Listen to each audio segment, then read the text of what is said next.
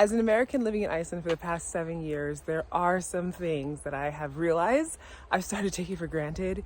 And the only time that I realize it more so than, of course, just being in the country is when I leave the country to go other places. Usually the US to visit family, but still other places in the world as well. And I'm going to be sharing 5 of them with you today, just to kind of give you a gist of how much things can be different on this island as compared to maybe where you live. I'm out in a foresty area, by the way, if you're wondering. I know Iceland does not have a lot of trees. I am in Iceland and we have maybe like 2% coverage of trees in the country. I wanted to choose one of my favorite places near the downtown area that is peaceful and nice to come out in nature and chat with you about what I take for granted, which not this place, obviously. Okay, so the first one is gonna get me in a little bit of trouble with my fellow native New Yorkers, and that is when it comes to the water in Iceland. It is so incredibly tasty, fresh, delicious, and New Yorkers will tell you all day long that they have the best water in the world. And I probably was one of those back in the day before I had fresh Icelandic water right out of the tap.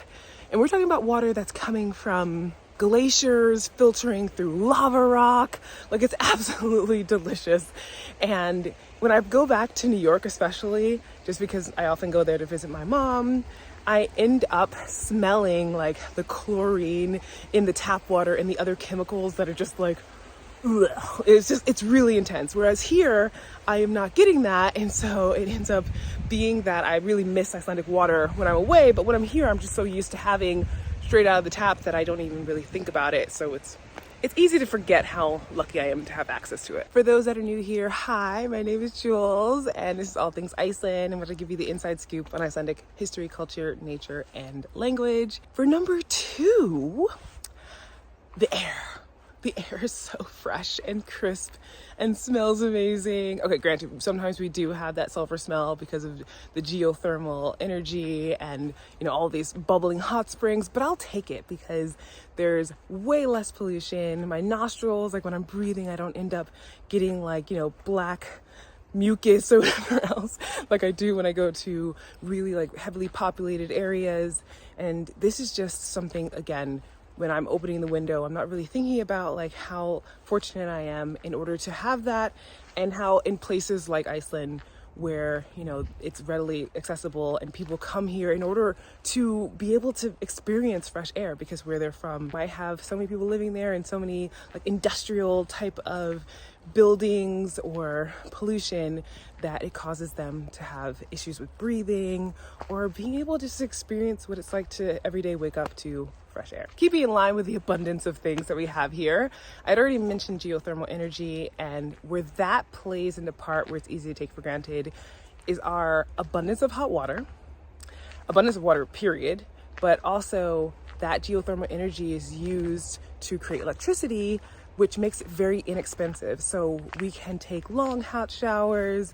People, and a lot of Icelanders end up doing this in the wintertime. I'm not saying I haven't been guilty of it myself, but I try not to, which is the heat is on full blast and then, it feels really hot. So let's just open the window instead of turning down the heat. And that for many people would cause their electricity bills to skyrocket. Whereas here, there are plenty of things that are expensive, but electricity is not one of them. And so it's really easy to take it for granted, seeing how we're using that for heating our homes.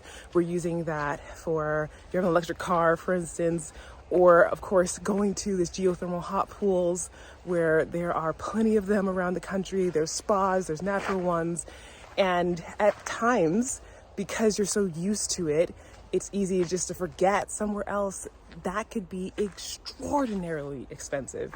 And I remember in New York, for instance, electricity bills and having to pay that and thinking to myself oh man, we need to watch out in terms of how much air conditioning we're using or things like that, keeping the lights on so much, and all of these types of aspects that come into play when you're thinking about living expenses. The one thing on this list I take for granted the least is safety. But I also know that I will go downtown and not really think twice about being out late, walking home by myself. I do, of course, because I'm from a different place where you have to watch yourself, am still watching out to see who's around me or whatever else. but that's just more of an instinctual thing rather than like I'm actively thinking that I could be attacked by somebody. I don't want to make it seem like violent crimes don't happen here, but they happen so much less than in other places that it's not as much of a concern. And there are petty crimes that happen in downtown Reykjavik, but still like around the country and the countryside, which makes up more of the country in terms of space, in the highlands, of course, this isn't an issue. For instance, while I was here filming, I had to leave my bag for a second because I heard somebody actually screaming. Come to find out, it was a child having a fit. And I just left my stuff. I was just like, I'm just gonna go check and see what's going on. And I would never do that in New York, or even just most other places in general, because I would feel like there's a possibility that someone would take my stuff. I didn't leave it for long, but in my head, there wasn't this immediate like danger, this stuff is going to be like taken or swiped. Last but not least for this video is the Northern Lights. And we're in the season now, and in fall, going into winter, the Northern Lights, they've already come out and had an amazing display a decent amount of times. It isn't every night and it's never guaranteed, but it is easy at times to take the Northern Lights for granted when you live here, because there are times when, I mean, you're living a regular life, right? And staying up until 1, 2 o'clock in the morning can feel like, yeah, no, I'm gonna get my rest so I can go to work the next day. Whereas there have been people who have visited here and have never been able to see them just because the chances just didn't work out for them. I do feel it's important just to say that so people are aware, but after living here for over 7 years and going through plenty of winters, I'm not saying that the appeal of really strong, beautiful Northern Lights doesn't make me want to get out of bed, but there are times when I do go like, okay, yeah, I'm happy. I hope somebody who's visiting or who's a photographer gets amazing shots, but I'm gonna go to bed. And I do know of Icelanders as well who have grown up here and they don't think of it as a big deal, but there are others, of course, who feel differently. Not to say that all the things I'm talking about people might take for granted, but I'm just mentioning the ones that for me and being here can feel easier to do that, and some others might agree as well.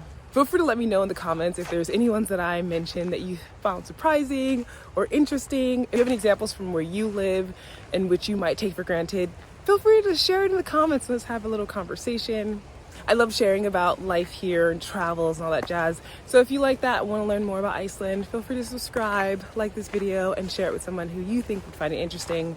As always, thank you so much for watching, and I'll see you in the next one.